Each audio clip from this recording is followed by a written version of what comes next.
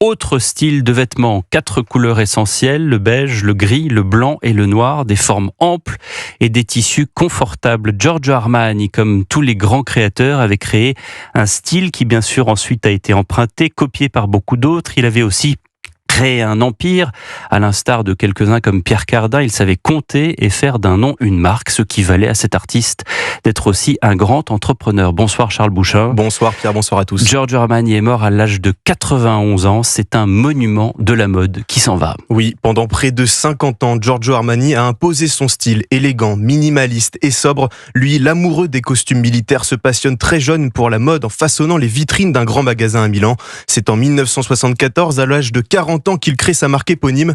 Quand l'homme au teint allé se lance, l'heure est à la couleur et à la taille marquée, mais le regard du transalpin est tout autre, explique Viviane Blassel, spécialiste de mode. Lui est arrivé avec un costume dont il disait qu'il était aux couleurs des rues milanaises, c'est-à-dire les teintes d'Armani qu'on connaît, des gris, des noirs. Et il a obtenu un succès absolument colossal et un succès immédiat.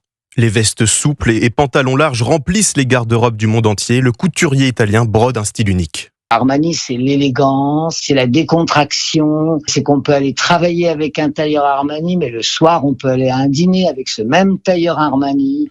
Il est très bien coupé, il est très adapté. Le créateur devient homme d'affaires. En plus des lignes de vêtements, il lance plusieurs gammes de lunettes, bijoux, montres, parfums et mobilier de luxe. La marque Armani devient l'Empire Armani et suscite l'intérêt d'autres groupes de luxe, mais jusqu'au bout, Giorgio Armani refusera de vendre et clamera son indépendance. Merci Charles Bouchin.